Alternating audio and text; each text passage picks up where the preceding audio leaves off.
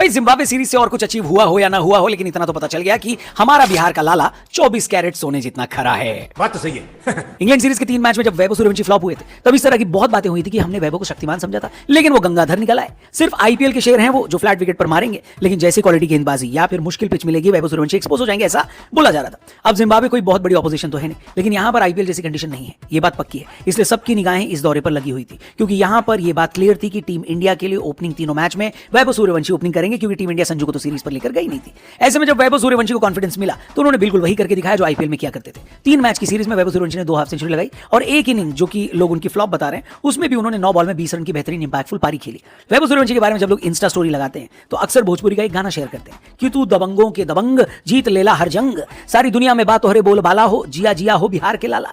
ऐसा लगता है ये गाना भोजपुरी इंडस्ट्री में वैभव सूर्यवंशी के लिए ही बनाया गया है, क्योंकि उनसे ज्यादा दबंग कोई है नहीं और उन्होंने हर जंग जीत रखी है और अब पूरी दुनिया में उनका बोलबाला है, क्योंकि उन्होंने दिखा दिया है कि इंटरनेशनल क्रिकेट में भी थोड़ा टाइम दे दो। सचिन कोहली वाली जो उनकी कंपैरिजन हो रही है वो गलत नहीं हो रही है। कल वैभव सूर्यवंशी के पल्ले एक बार फिर जिम्बाब्वे के गेंदबाज पड़ गए और इस तरह जिम्बाब्वे इंटरनेशनल क्रिकेट की पहली ऐसी टीम बन गई है जिसकी सुताई बिल्कुल तसल्ली बख्श तरीके से करी है वैभव सूर्यवंशी ने। तो हुआ ये कि टीम इंडिया को पहले बैटिंग करने जाना पड़ा। कई लोगों को ये लग रहा था कि क्योंकि टीम इंडिया ऑलरेडी सीरीज जीत गई है, इसलिए आखिरी मैच में थोड़े एक्सपेरिमेंट कर सकते हैं। प्रभसिमरन सिंह, जिनका संजू की जगह पर इस सीरीज का हिस्सा उनको बनाया गया था, उनको मौका दिया जा सकता है, ये सोचा गया। लेकिन ये मौका किसकी जगह दिया जाता, ये बड़ा सवाल था, क्योंकि ऑलरेडी वैभव और संजू में किसी एक को खिलाया जा रहा है, यानी वैभव को तो तीनों मैच खिलाना बहुत जरूरी था और अभिषेक शर्मा का फॉर्म अच्छा नहीं चला था, इसलिए आगे आने वाली बड़ी सीरीज और टूर्नामेंट के लिए उनको भी फॉर्म में वापस आने का मौका देना था। लेकिन अभिषेक भाई फॉर्म में वापस आना ही नहीं चाहते। लगातार 3 मैच में तीसरी बार अभिषेक शर्मा का विकेट मुजरबानी ने लिया। कई लोगों को लग रहा था कि ऑफ स्पिनर सिकंदर रजा अभिषेक शर्मा को परेशान करेंगे, लेकिन इस पूरी सीरीज में मुजरबानी आउट ऑफ सिलेबस आ गए और अभिषेक शर्मा का विकेट लेकर चले गए। हमने आपसे कल भी कहा था, एक बार फिर बोल देते कि सोशल मीडिया को अभिषेक की ये इनकंसिस्टेंसी पसंद नहीं आ रही है और अब बात यही करी जा रही है कि अगर 2 इनकंसिस्टेंट लोगों में किसी एक को मौका देना है तो अभिषेक शर्मा की जगह संजू को मौका दिया जाना चाहिए, ये लोग बोल रहे हैं।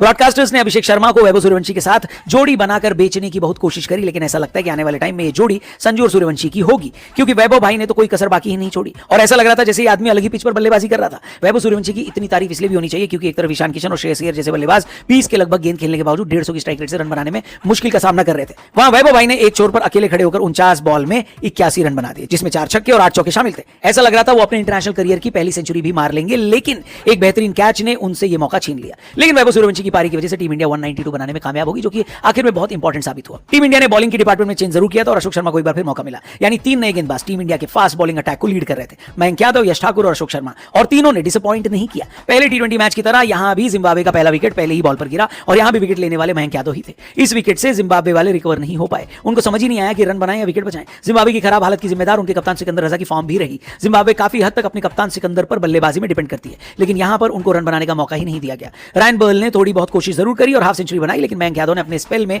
3 विकेट लेकर जिम्बाब्वे को टारगेट से बहुत दूर रखा और इंडिया ने यह मैच बड़े आराम से 35 रन से जीत लिया। वैभव सूर्यवंशी को उनकी इनिंग के लिए प्लेयर ऑफ द मैच का भी अवार्ड मिला। सीरीज में 151 रन का टोटल उन्होंने बनाया, इसके लिए उनको प्लेयर ऑफ द सीरीज भी मिल गया और उनको इसके लिए बधाई। ओवरऑल वैसे तो हम जिम्बाब्वे इसलिए जाते हैं ताकि जिम्बाब्वे क्रिकेट की फाइनेंशियल मदद कर सके, लेकिन इस बार हमने अपनी भी मदद करी और कप्तान Shreyas Iyer finally winning mode में आ गए। ओवरऑल आप जिम्बाब्वे सीरीज को कैसे देखते हैं कमेंट करके बताना। मेरे हिसाब से तो ये सीरीज वैभव सूर्यवंशी की राइज के लिए याद करी जाएगी। वैभव की बैटिंग आपको कैसी लगी कमेंट करके बताना। हम आपसे मिलेंगे कल एक और नई वीडियो के साथ। चैनल सब्सक्राइब करना, जल्दी मिलते हैं। जय हिंद।